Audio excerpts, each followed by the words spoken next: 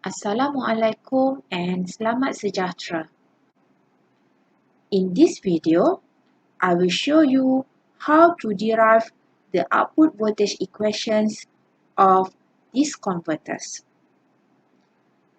For your information, the most essential parameter used in the derivation is the instantaneous inductor current. Before we analyze the inductor current, we need to consider one assumption. Due to the large inductive size, we assume the inductor current is always continuous. Therefore, the DC-DC converters will work in a continuous conduction mode, or also known as CCM.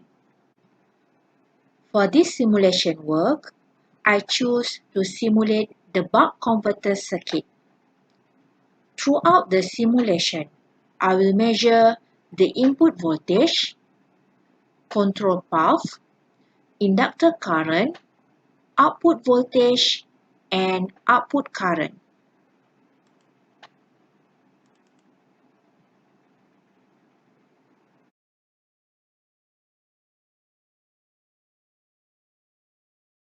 When I zoom the steady-state waveforms, we can see the output voltage of the converter is lower than the input voltage. Hence, the buck converter has successfully stepped down the input DC voltage. Other than that, we can see the output voltage and output current have continuous waveforms with constant amplitude and ripple free. At the same time, we can see the inductor current also has a continuous and ripple free waveform. However, when I zoom further,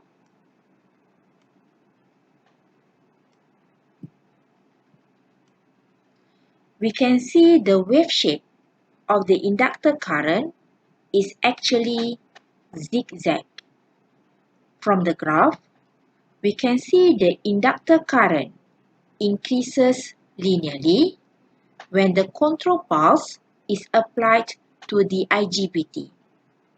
Meanwhile, when the control pulse equals to 0, the inductor current decreases linearly. Next, I will explain why the inductor current has this kind of wave shape. This figure shows a complete cycle of the inductor current waveform. The period, turn on time, and turn off time can be written as follows.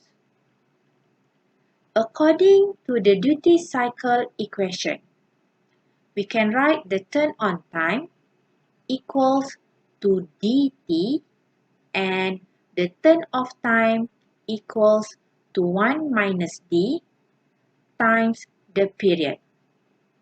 Based on the turn on time equation, we can label the x-axis like this.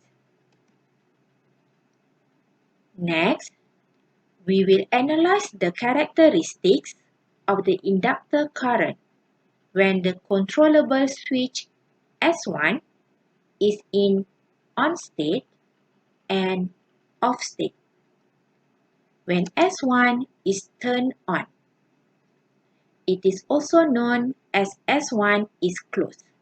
At this moment, the inductor is energizing and it causes the inductor current increases linearly. Hence, the current has a positive gradient or a positive slope. In this condition, the inductor is energizing to store magnetic field. Meanwhile, when S1 is turned off or S1 open, the inductor is de-energizing. As a result, the inductor current decreases linearly and therefore the current has a negative gradient. In this condition, the inductor is de-energizing to supply current into the circuit.